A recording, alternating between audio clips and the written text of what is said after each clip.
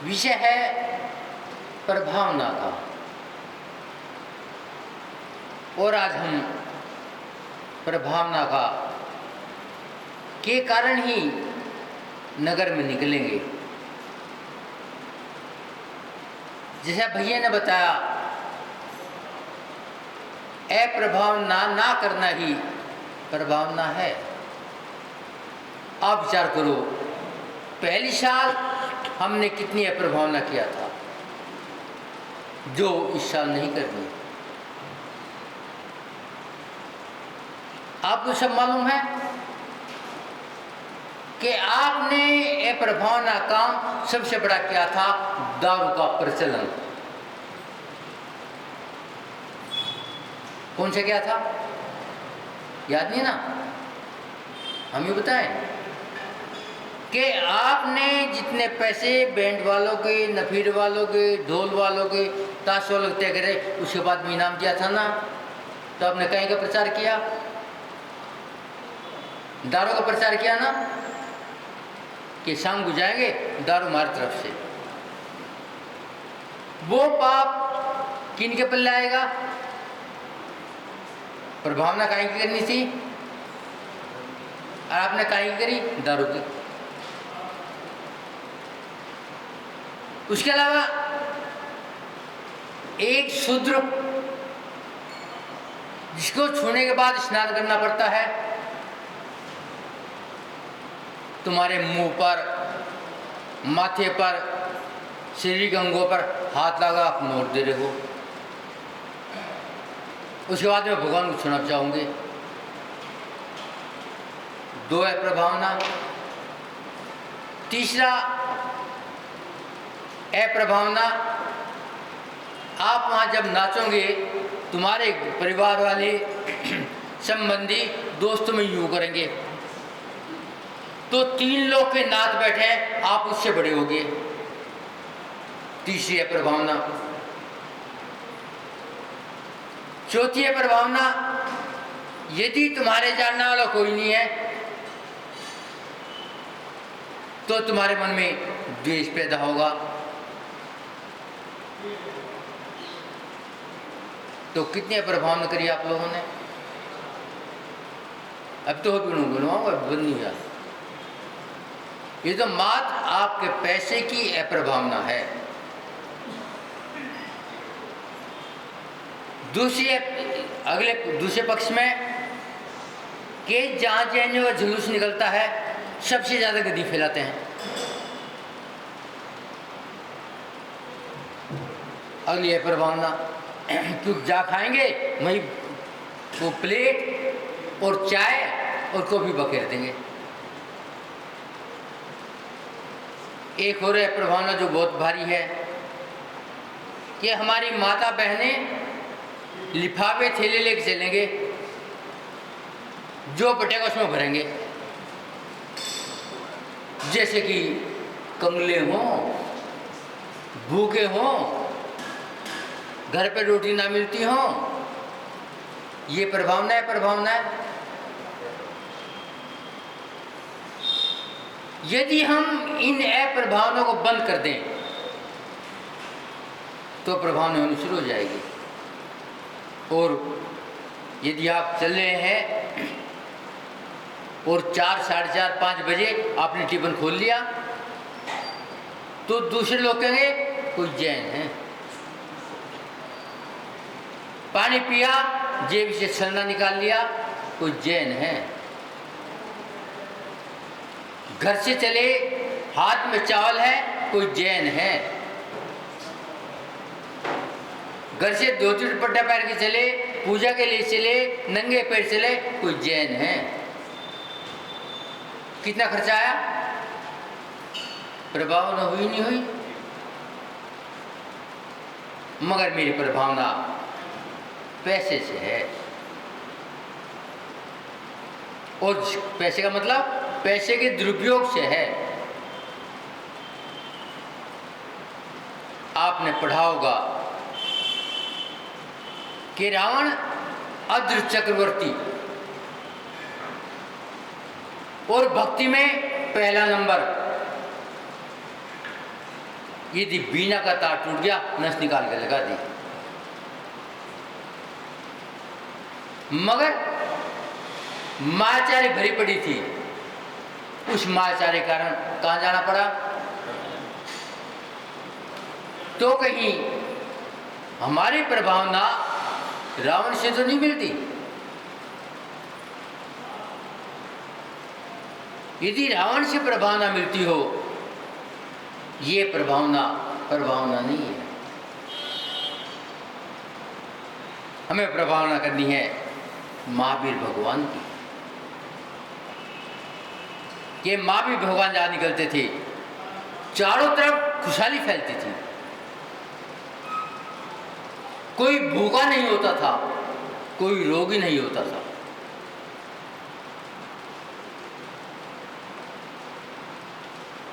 हम किसकी प्रभावना कर रहे हैं, कभी विचार करो। देखिए,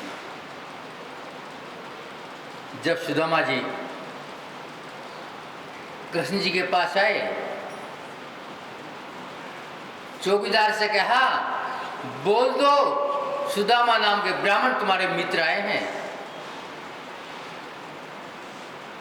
चौकीदार सोचता है, ये नारायण के मित्र, पैरों में चप्पल नहीं, बदन पर कपड़े नहीं,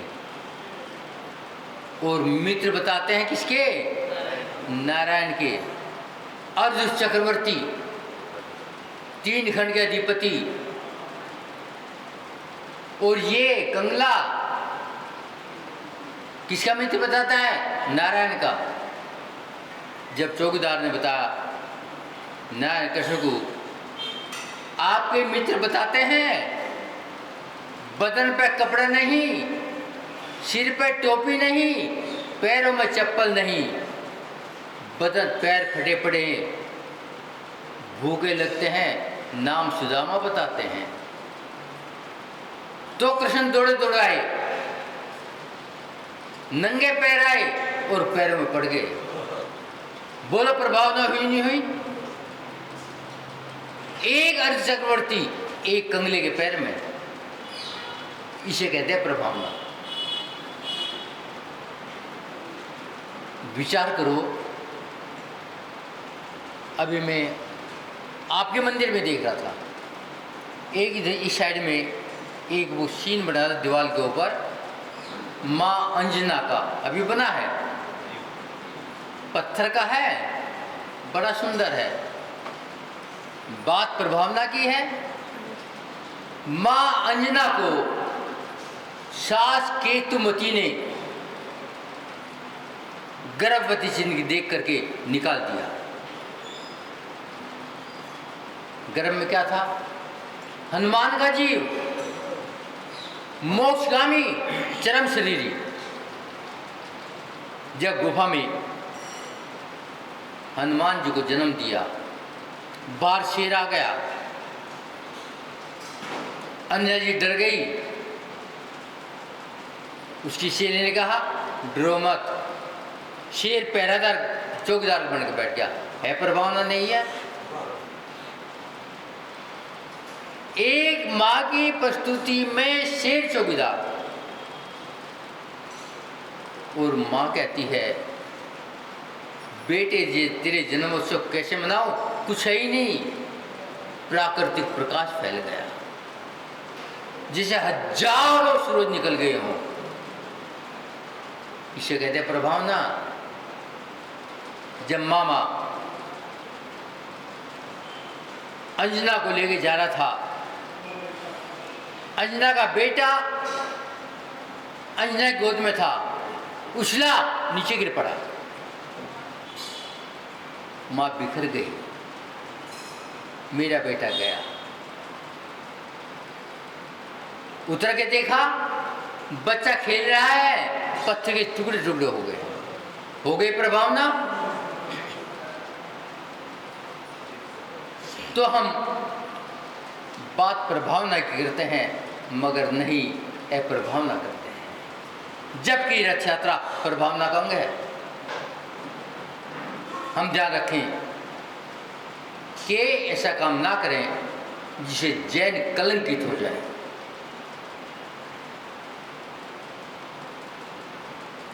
एक बार की घटना,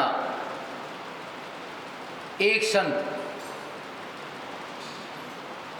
कामा की यात्रा के लिए निकला। हिंदू संप्रदाय में 3 धाम की यात्रा और कामक यात्रा कहते हैं। बहुत बड़ी यात्रा, और संत का पूरे क्षेत्र में नाम था। बहुत बड़ा आश्रम, बहुत बड़ी शिष्य मंडली और बहुत उसके अनुयायी, बहुत बड़ी यात्रा। जब यात्रा को चला, उसके शिष्य मंडलों ने, भक्तों ने बहुत भारी विदाई दी। यात्रा बहुत लंबी है। 15-20 साल के बाद में यात्रा पूरी हुई और संत आज अपने आश्रम में आ गए। बहुत भारी स्वागत किया गया। संत को भोजन परोसा गया। भोजन करने के बाद में संत को आसन में बिठाया गया। उनके शिष्य बैठे थे। बूझा, गुरुदेव यात्रा कैसी रही? गुरुदेव कहते बहुत बहुत सुंदर यात्रा रही। जहां भूख लगी भोजन मिला, नींद लगी खटिया मिली, किसी चीज की आवश्यकता नहीं पड़ी। क्यों? क्योंकि मेरी परमात्मा के चरणों में आस्था थी। मेरा समर्पण परमात्मा के चरणों में था। आपको यकीन है नहीं है? नहीं है तो मैं प्रमाण दूं। कौन कहता है? संत कहता है। आपको यकीन है? नहीं है तो प्रमाण दूं। एक शिष्य की हंसी आ गई। गुरु ने देखा ये हंस रहा है, खड़े हो जाओ। मैं परमात्मा की आस्था की बात करता हूं, समर्पण की बात करता हूं, प्रभावना की बात करता हूं, वो तुम हंसते हो? शिष्य कहता है गुरुदेव हंसी आ गई, क्योंकि आप प्रभावना का प्रमाण देना चाहते हो। क्या प्रमाण है? तो संत कहता है जब मैं यात्रा के लिए निकला था, अपनी झोली में एक टका लेके निकला था और आज टका मेरी झोली में है। अब शिष्य और जोर कस पड़ा, खिलखिला पड़ा और गुरु को क्रोध आ गया। अब क्यों सा? बात प्रभावना की है और झोली में टका है। तो आपकी आस्था परमात्मा चरणों में है। यदि परमात्मा के चरणों में आस्था है, टका काहे को होता?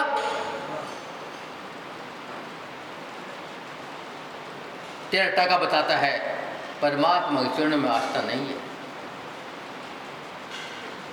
और आपकी जेब बताती है आप प्रभावना करने नहीं चले हैं,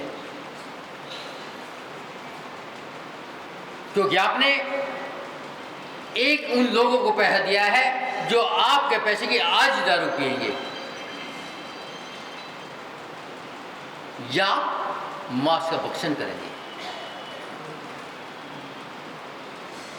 तो सारा आपका वारफेर, सारे गिफ्ट उन्हीं पे तो जाएंगे।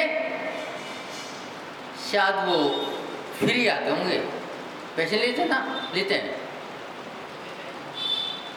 तो फिर ये प्रदर्शन करेगा। आपने भगवान का प्रदर्शन नहीं किया, आपने अपनी जेब का प्रदर्शन किया है। वो जैन धर्म के लिए अप्रभावना है। विचार तो करो, जब प्रभावना की बात होती है,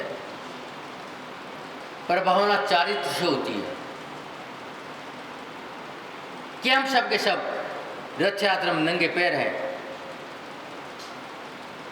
और मंदिर से प्रतिज्ञा लेके चले हैं जब तक मंदिर नहीं आएंगे अंजल का त्याग। अपना प्रभावना हो गई? नहीं हुई। इनकी दुकान आई, क्या बांट दिया? दही बल्ले, और आपने दही बल्ले खा लिए। कितनी हिंसा की? कोई दुर्दल है? जब आपके मुंह में गए असंख्यात जीवों की हत्या की है, प्रभावना होगी? यदि गति का पद बन जाए तो ये अप्रभावना है, क्योंकि हमने चारित्र पर ध्यान नहीं दिया। वो बगैर चारित्र के प्रभावना नहीं होती। बात चली थी, ये जीव अनादि से मिथ्यात्व प्रभाव के कारण उल्टे सीधे काम करता है और अपने को मिथ्या दृष्टि मानने को तैयार नहीं है। आचार्य कहते हैं, पहले अपने को मिथ्या दृष्टि मानो, फिर अपने में खोज करो मेरे में मिथ्यात्व क्या है, और एक एक करके निकाल दो, आप समग्र दृष्टि हो जाएंगे। मगर पहले मानना तो होगा, और आप मानने को तैयार नहीं है। कैसे बात बढ़ेगी?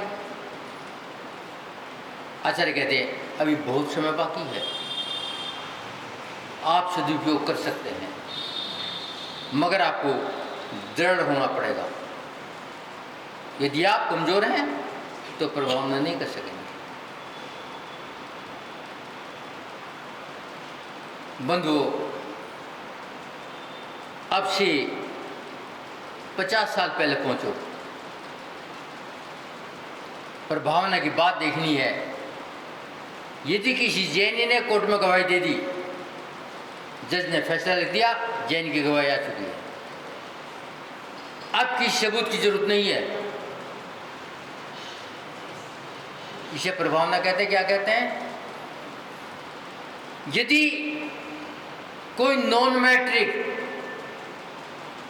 सरकार की नौकरी में अपनी एप्लीकेशन लगा दी और ग्रेजुएट ने लगाई हो, इन्हें तो 8वीं पास जो है इन्हें रख लो, ये तो सिलेक्टेड, बाकी इंटरव्यू ले लो। क्या नॉन मैट्रिक सिलेक्टेड, बाकियों को इंटरव्यू? कौन कह रहे? भारत सरकार। इसे क्या कहते हैं? ये चारित्र की प्रभावना थी। और आपको शायद मालूम हो, जब आजाद भारत हुआ उससे पहले बैंकों का प्रचलन था।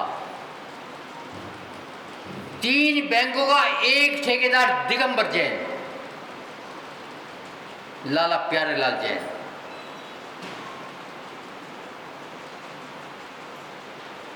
जागो निकल जाए, आप जैनी के बालक हो क्या? हाँ बेटे, क्या करते हो? धंधा नहीं, मेरे पास आ जाइए। घर घर जाता था, सुबह उठता था, पुराने कपड़े पहनता था, घोड़ा बुक भी लेता था, कोचवान को बाहर जंगल में खड़ा कर देता था और गांव में पैदल चले जाता था। चांद चौक में आज भी दफ्तर है।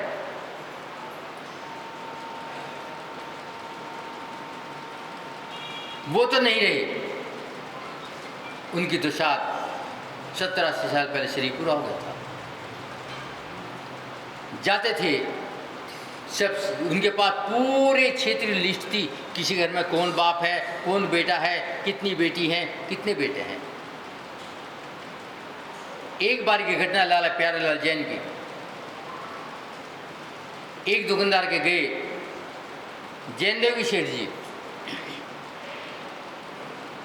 उसने कहा, लाला जी कहाँ से आए? अमुक गांव से आया। आओ बैठो। बैठ के और कहा, पानी पियोगे? नहीं बाबा, भोजन ही करूँगा। कौन कहता है? सेठ कहता है पानी नहीं भोजन करूंगा। कौन कहेगा नहीं करवाऊंगा? कहेगा कोई? भोजन टाइम या घर ले गए सेठ जी, भोजन कर लिया। ये बेटा किसका है सेठ जी? आपका ही है। क्या कर रहा? करें क्या सेठ जी? कुछ धंधा ही नहीं।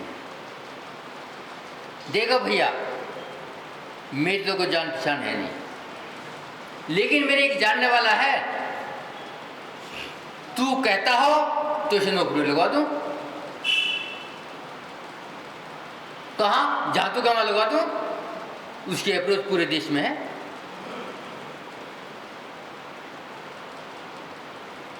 ये फतेहाल, इसकी अप्रोच सेठ जी लगवा सको तो भैया मैं एक पर्ची लिख के दे रहा हूं, और वहां इस नाम का एक मैनेजर मिलेगा, उसे जाकर पर्ची दे दीजिए, तेरा काम हो जाएगा। और ये पकड़ 5 रुपए किराएगे।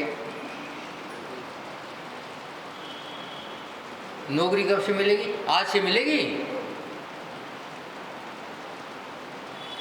गए, उसे मैनेजर ने देखा, बिल्कुल फिक्स लैंग्वेज उसने भेजा हुआ गवार ने। क्या काम है? ये पर्ची दी है। हम तो जानते थे। कौन कह रहा? मालिक के लिए। बैठ जा भैया, चल पहले भोजन कर ले, चाय पानी पी ले, यहां साइन कर दे, चले जा इस बैंक में। कितनी प्रभावना थी। और सेठ क्या कहता है? अभी घर पे रोटी खा रहा है, उसकी नौकरी लग भी गई। ये बिटिया किसकी है सेठ जी? आपकी है। इसका ब्याह क्यों ना करा? सेठ जी क्या बतावें, अभी जुगाड़ नहीं बना, लग रहे हैं। देख भैया, मैं भी आ रहा था, एक जो थैली मिली है मुझे, अब मुझे तो कहीं ना कहीं देनी है। इससे बढ़िया कौन मिलेगा? एक बिटिया की शादी ले तो शादी कर ले। उनने हजारों शादी करवाई और हजारों लड़के रखे। वो 3 बैंकों का ठेकेदार था, पंजाब बैंक, सेंट्रल बैंक और बैंक ऑफ इंडिया। एक आदमी। लेकिन हम अपना चारित्र शून्य कर दिया है, और आज जेएनयू की देख लो क्या इज्जत है। दुनिया भर के लिए रिजर्वेशन है, और जेएनयू के लिए पटको एक तरफ। ये तो पैसे वाले हैं, इन्हें क्या जरूरत है। यदि हमारा चारित्र वापसी आ जाए तो हमारी प्रभावना हो जाए। लगा हम चारित्र का दुरुपयोग कर रहे हैं। आज देख लो,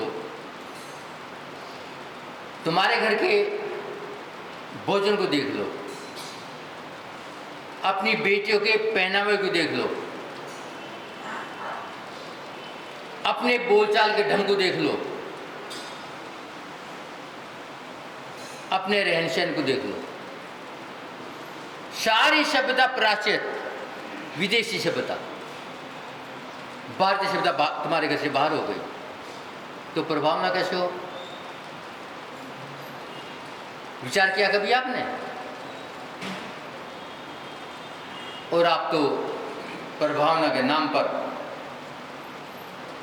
कैसे बिगाड़ें इस काम में लगे हो। अभी देखो कितने पंखे चले प्रभावना के नाम पर, इतने आदमी हैं या इतनी गर्मी है, बात प्रभावना की है। यदि कोई नॉन जैन आ जाए तो देखेगा गजब के जैनी है। क्यों? जेब में पैसा है ना। तो आचार्य कहते हैं प्रभावना करनी है तो चारित्र से करो। संयम से करो, त्याग से करो और जैन कुल की 4 परंपराओं से निभा के करो। 4 परंपरा, सबसे पहले प्रातःकाल मंदिर में भगवान का अभिषेक पूजन करो। जो करने का अधिकार नहीं है, भगवान का अभिषेक देख लो, पहला। दूसरा, रात्रि में आराम करो, इस शरीर को आराम दो, कुछ खाओ पियो मत।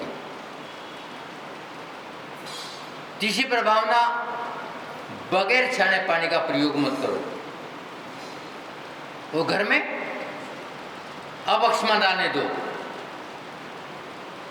वो घर से बाहर ठेली पे मत खड़े हो,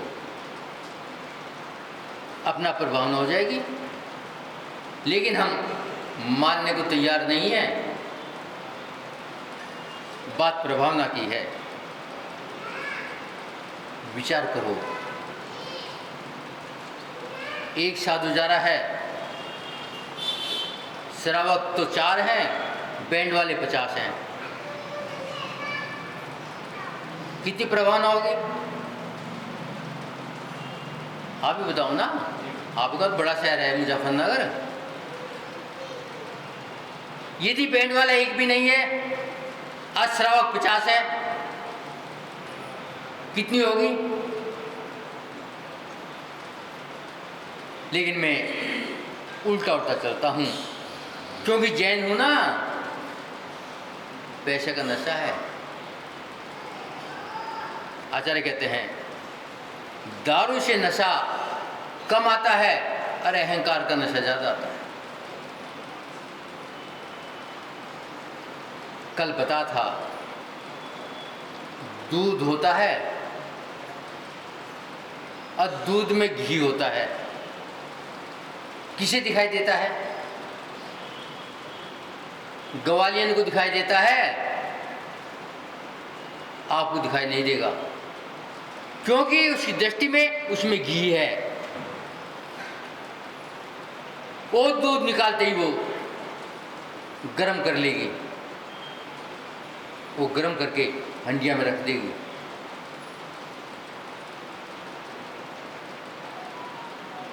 और जब संध्या होगी, उसमें जामन दे देगी।